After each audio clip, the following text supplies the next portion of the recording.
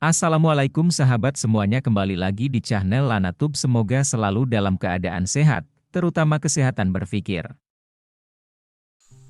Yang saya hormati Pak Bima, Kepala BKN, dan seluruh teman-teman yang hadir pada kesempatan ini, para bupati, kepala daerah, khususnya yang saya banggakan Kang Emil, Gubernur Jawa Barat, dan seluruh teman-teman dari para Kanrek, Kepala BKN di seluruh Indonesia yang hadir pada kesempatan ini, Kepala LAN, Kepala ANRI, para Sekjen, Paguyuban, dan Kementerian Lembaga yang hadir pada kesempatan ini, dan seluruh hadirin yang mohon maaf tidak saya sebut satu persatu.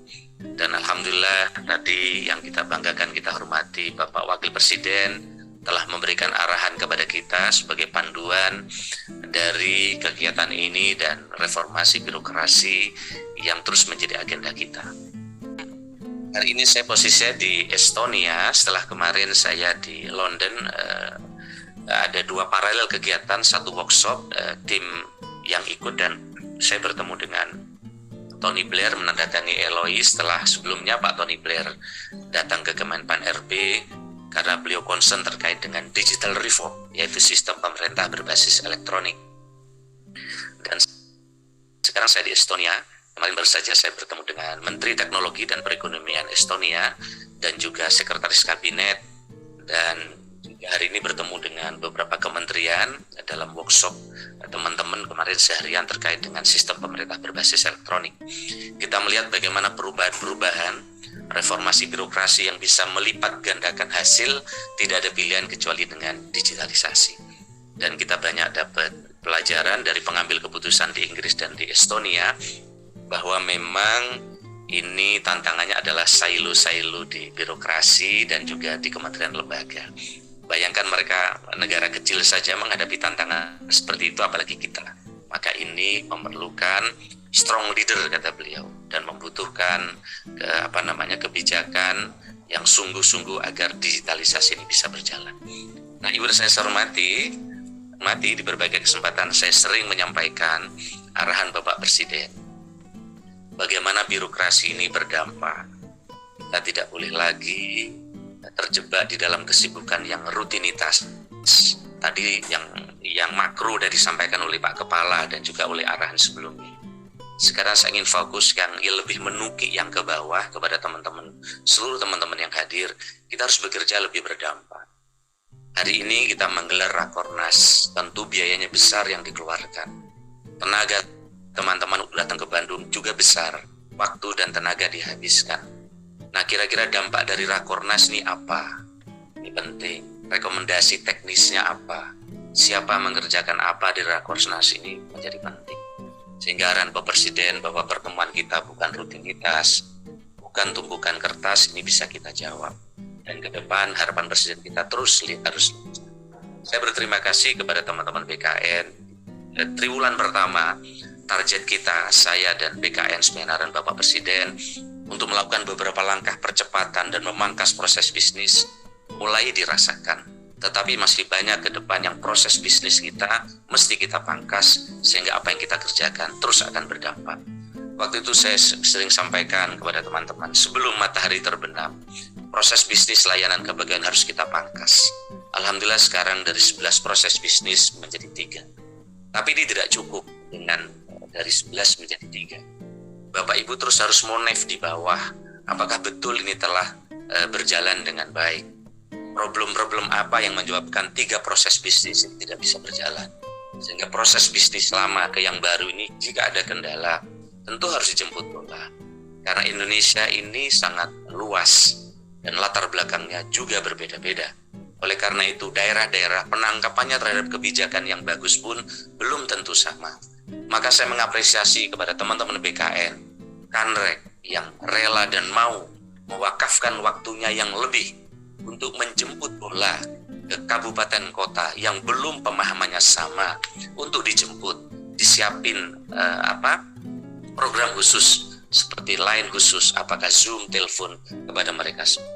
Ada kabupaten yang dijelaskan oleh Pak Bima sekali saja paham, tapi ada kabupaten yang perlu dijelaskan berkali-kali. Tentu ini kita perlakukan agak berbeda. terutama teman-teman di daerah-daerah kawasan tertentu. Saya tidak sebut kawasan itu yang membutuhkan effort yang lebih dari kita semua. Saya yakin insya Allah kalau kita bukan hanya formalitas di dalam mengerjakan tugas, tapi melihat segmennya ini siapa, mereka sudah paham belum, bisa mengerjakan belum. Kalau ini bisa kita kerjakan, maka insya Allah saya kira ke depan akan bisa kita lakukan upaya optimalisasi dari pencapaian kinerja kita. Kemenpan RB sendiri telah membuat hari-hari agar mempermudah layanan bagi daerah-daerah, agar perjalanan dinas mereka tidak habis hanya untuk konsultasi ke Kemenpan RB. Kita sudah buat hari Selasa, hari SDM aparatur, hari Rabu dan seterusnya.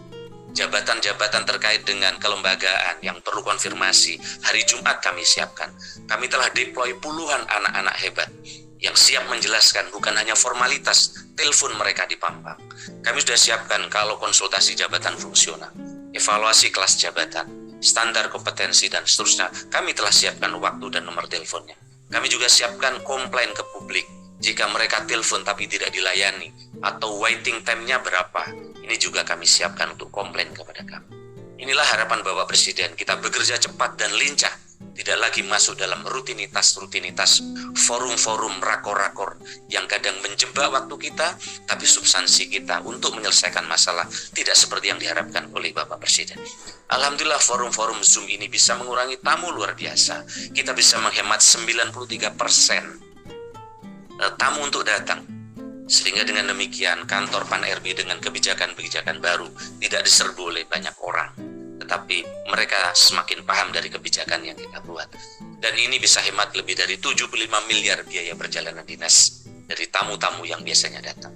Belum lagi sering saya contohkan, kadang rombongan banyak datang ke Kemenpan RB. Ada satu daerah bisa mengirim bisa saja antara 15 atau 10 sampai 15 orang. Saya sering contohkan, ini hanya kasus saja. 15 orang perjalanan dinas ke Kemenpan RB. Tapi yang ke kantor Kemenpan RB kadang 3. Yang 12 jalan-jalan di Tanah Abang, di mall. Dan kemudian 3 orang itulah yang ngurus stempel perjalanan dinas. Praktis kadang 1 orang yang mendengarkan penjelasan dari tim Kemenpan RB. Itu pun sambil main HP. Walhasil ketika pulang mereka tidak paham masalahnya. Tapi keluhan bahwa Kemenpan RB rumit, tidak jelas kebijakannya, padahal yang datang itu tidak jelas mendengarkannya. Inilah yang sering saya ceritakan, sehingga kita bisa pangkas masalah ke depan bisa selesai. Sekali lagi teman-teman, kalau Kemenpan RB saja membuat cara seperti ini, saya minta para kanrek di PKN jauh membuat lebih dari seperti yang kami buat di Kemenpan RB. Jemput daerah dan kabupaten, rutinkan ketemu dengan kabit-kabit mutasi di kabupaten kota, sehingga mereka paham terkait dengan kepegawaian. Kadang kepala daerah nih kita konsolidasi, tapi BKD, kabit mutasinya dan stafnya, mereka tidak paham untuk ini. Harapan saya monef dari kepala BKD dan kepala BKN rutin dikerjakan. Kalau perlu per zona dilakukan setiap hari apa, untuk memonef atas kebijakan yang telah dibuat oleh Kemenpan RB dan panduan teknis dari BKN, apa yang belum dipahami oleh mereka semua. Kami yakin insya Allah kalau kita bekerja dengan detail, memonef harian, mingguan dari apa yang kita kerjakan, arahan dari Bapak Presiden tentu akan bisa kita laksanakan sepenuhnya dan sepenuh hati, sehingga capainya akan lebih hebat. Ibu dan saya hormati, tentu saya yakin masalah kita banyak, ya tantangan kita besar, masalah kita mulai uang, anggaran pasti banyak, yang pensiun lebih banyak. Oleh karena itu maka tantangan SDM ini menjadi tantangan kita semua. Saya sering sampaikan tentukan skala prioritas sebagaimana arahan Bapak Presiden. Saya telah menentukan skala prioritas ketika saya ditunjuk menjadi menteri. Tentu saya sering sampaikan, saya jadi menteri ini ke Pak Bima, ke berbagai forum tidak bosan-bosannya untuk menggambarkan betapa waktu itu menjadi penting bagi kita ketika kita mendapatkan tugas. Saya sering menganalogkan saya ini pemain bola. Saya tidak dari pemain dari babak pertama, tapi saya masuk di babak kedua. Itu pun di menit ke-13. Waktunya pendek, capaian yang didapatkan oleh Bapak Presiden banyak. Tapi saya yakin dan optimis ketika paguyuban ini kompak, teman-teman BKN, teman-teman LAN juga menyampaikan dan mereformasi program pendidikannya. Begitu juga di ANRI dan juga di teman-teman yang lain, saya kira ini akan tercapai arahan Presiden. Ketika itu kemudian saya tentukan 7 skala prioritas.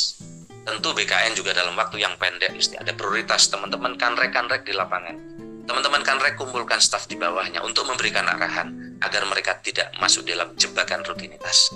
Kita ini yang paling bahaya adalah ketika kita masuk di jebakan rutinitas.